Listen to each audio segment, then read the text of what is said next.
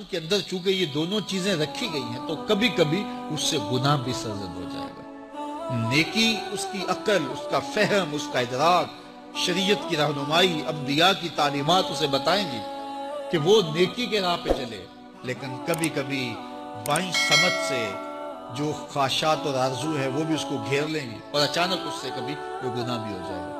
اور اگر اچانک اس سے کبھی گناہ ہو گیا، کبھی آنکھ بھٹک گئی، کبھی خیال بہک گئے، کبھی سوچ میں آوارگی آ گئی، کبھی زبان نے میلا لفظ بول دیا، تو پھر کیا ہے؟ پھر فوری معافی مانگ لے۔ مومن جب گناہ کرتا ہے تو ایسی کیفیت ہوتی ہے جیسے ابھی احد پہاڑ تلے آ گیا ہے، اگر اس نے توبہ نہ کی تو کچل دیا جائے گا۔ اللہ اکبر، تو پھر فوری معافی مانگتا ہے تو یہ اللہ کو بڑا ہی اچھا لگتا ہے۔ اللہ کہتا ہے فرشتوں سے کہ دیکھو میرا بندہ آخر میری دہلیز پہ آیا ہے، تم گواہ ہو جو میں نے اس کے سارے گناہ معاف کر دیے۔ تو گناہ کے بعد جو شرمندگی ہے، دیکھیے ایک اور جملہ کہتا ہوں، نیکی کرنے کے بعد جو تکبر پیدا ہوتا ہے کہ میں بڑی نیکی کر لی ہے اور باقیوں کو بندہ حقیر سمجھنے لگتا ہے، اور اس سے کوئی غلطی سرزد ہو جائے اس کے بعد شرمندگی ہوتی ہے اور اپنے آپ کو چھوٹا سمجھنے لگتا ہے اور اللہ سے معافی مانگتا ہے، تو اس نیکی کرنے کے بعد وہ جو آپ کے اندر تکبر اور رعونت اور عجب پیدا ہوا، اس سے کہیں بہتر ہے کہ آپ سے اگر کوئی خطا سرزد ہوئی تھی تو اس سے آپ کے اندر عجز اور توبہ کا جذبہ پیدا ہو۔ اور اللہ کو یہ بڑا پسند ہے کہ کوئی بندہ، چونکہ ممکن ہی نہیں ہے کہ جب انسان ہے اس کے اندر یہ خواہشات رکھی ہیں تو کبھی اس سے، یہ انبیاء کی ذوات ہیں جو پاک ہیں، باقی کبھی کچھ خطا سرزد ہو جائے گی، اس سے معذرت کر لے۔ آپ نے نام سنا ہوگا ایاس کا، محمود غزنوی کا بڑا محبوب وزیر تھا اور بہت زیادہ بادشاہ اس سے محبت کرتا تھا، تو آیان سلطنت جلتے تھے، تو بادشاہ گاہے گاہے کوئی ایسا منظر ان کو دکھلاتا کہ اس سے میں خاص پیار کیوں کرتا ہوں۔ ایک دن بادشاہ کے ہاتھ میں موتیوں کی بھری ڈبیاں تھی اور محل کے اندر یہ ایک حوض تھا، تالاب تھا، تو اس کے اندر اس نے وہ سارے موتی پھینک دیے۔ شفاف پانی اور نیچے فرش پہ پڑے ہوئے موتی نظر آ رہے ہیں، تو اس نے ایک وزیر کو کہا کہ یہ موتی نکال کے لاؤ اور سنو اپنا لباس اور اپنا بدن نہیں بھیگنے دینا۔ تو سب نے کہا یہ کیسے ہوگا کہ موتی بھی تہ سے نکال کے لائیں اور بدن بھی اور کپڑے بھی نہ بھیگیں؟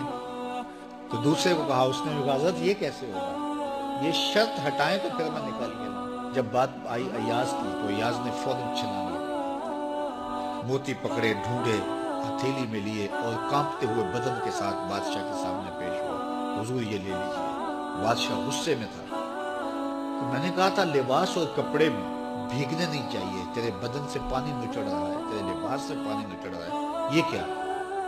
تو ایاز نے ہاتھ باندھ کے کہا بادشاہ سلامت، آپ کے دو حکم تھے، ایک حکم یہ تھا کہ موتی نکال کے لا رہے ہیں، دوسرا حکم یہ تھا کہ کپڑے اور بدن بھیگنا نہیں چاہیے۔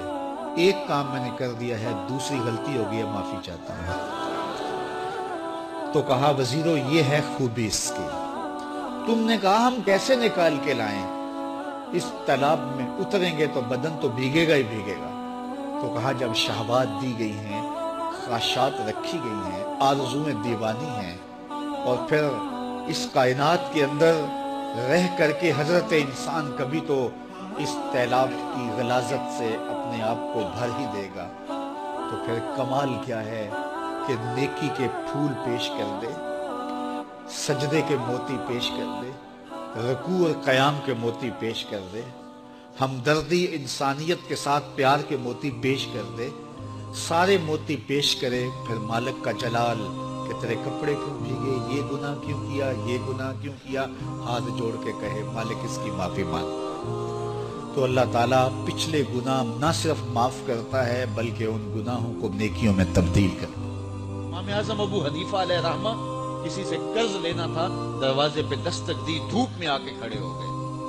اس نے کہا حضرت دیوار کا سایہ پڑ رہا ہے تو آپ سائے میں کھڑے ہو جائیے۔ کہا کہ میں صاحب مکان سے قرض لینا ہے، میں ڈرتا ہوں یہ سایہ کہیں سود نہ بن جائے، جس سے قرض لینا ہو اس سے فائدہ لینا سود ہوتا ہے نا قرض کے علاوہ، تو کہیں یہ سود کی صورت نہ بن جائے، تو میں اس بات سے ڈرتا ہوں۔ صحابہ فرماتے ہیں ہم حرام کے ڈر سے کبھی حلال بھی چھوڑ دیا کرتے تھے۔ تو یہ دو طرح کے تاجر، ایک وہ تاجر جو مال کمانا مقصد زندگی ہے، اور ایک وہ تاجر جن کا مقصد اللہ کی رضا ہے اور یہ بھی پیٹ لگا ہوا ہے، ضروریات ہیں وہ بھی پوری کرتے ہیں۔ تیسرے تاجر وہ ہیں کہ جو چاہتے ہی ہیں کہ ہم ان اچھے لوگوں کی طرح بنیں، لیکن کچھ کمزوریوں کی وجہ سے ان سے کوتاہیاں بھی ہو جاتی ہیں، تو ان کے بارے میں ارشاد فرمایا، اے تاجروں کے گروہ، تم جب تجارت کرتے ہو تو اس میں کمی بیشی ہو جاتی ہے، کبھی کوئی لغو بات کر دی، کبھی کوئی ایسا معاملہ ہو گیا، تو اب اس کا مداوع کیسے کرو؟ تو فرمایا فشوبوا بالصدقہ، تم صدقہ دیا کرو، تمہارے اس امر کا یہ مداوع بن جائے۔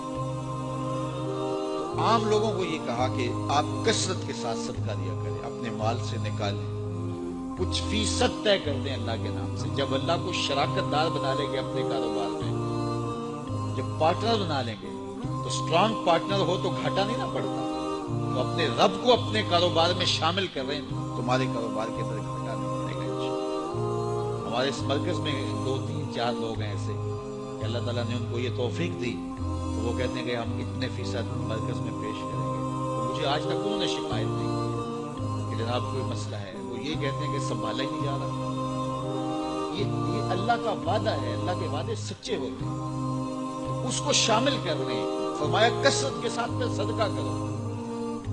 ہمارے ماضی میں ایسے کتنے اسلاف کی کہانیاں موجود ہیں، اگر ان سے کوئی معاملہ ہوا، بعض کا انہوں نے سارے کا سارا مال صدقہ کر دیا، پھر زیرو سے شروع ہوئے، اللہ نے پھر برکت ڈالی۔ بعضوں نے آدھا مال صدقہ کر دیا۔ تو اللہ کی راہ میں جب صدقہ کرو گے تو پھر برکت ہوگی، رحمتوں کا نزول ہوگا، کاروبار کے اندر کبھی کھو نہ جائیں کہ اپنے رب کو بھول جائیں۔ جب اللہ کے محبوب علیہ السلام کے صحابہ تابعین مدینہ المنورہ کی گلیوں میں بازاروں میں کاروبار کرنے لگے، حضور کا وصال ہو گیا، پھر کاروبار کی طرف جب توجہ بڑھنے لگی، ایک دن حضرت ابو ہریرہ رضی اللہ تعالیٰ عنہ مسجد نبی سے باہر نکل کے آئے اور بازار مدینہ میں گئے اور کہا کہ اے تاجروں، تم یہاں بیٹھے ہوئے ہو، مسجد نبی میں حضور کی وراثت تقسیم ہو رہی ہے، اور اپنا حصہ وہاں جا کے لوگ سارے گئے، دیکھا تو وہاں کچھ لوگ بیٹھ کے پڑھا رہے تھے، تو واپس آ گئے۔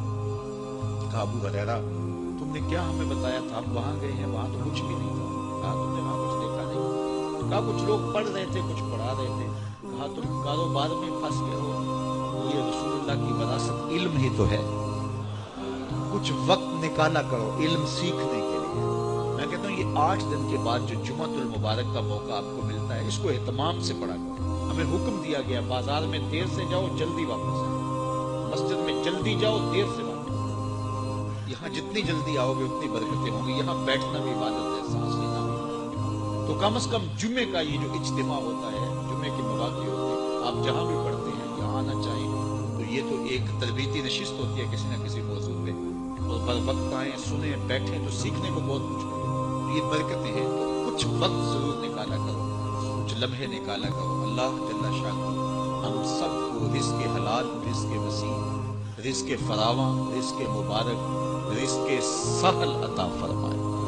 حرام کے ایک لقمے سے بھی اللہ ہمیں محفوظ فرمائے، ہماری نسلوں کو بھی اللہ حرام کے لقمے سے محفوظ فرمائے۔ اللہ ہمیں جو عطا کرے اپنے کرم سے اس پہ قناعت نصیب فرمائے، کیونکہ قناعت اگر نہیں ہے تو جتنا بھی مل جائے کبھی پیٹ نہیں بھرتا۔ اور حضرت شیخ سعدی بولے، پیٹ تو بھاری جاتا ہے، آنکھ ہی نہیں بھرتی۔ یہ بھرتی نہیں، اس کو 2 چیزیں بھرے گی، یا صبر کا پانی یا قبر کی مٹی۔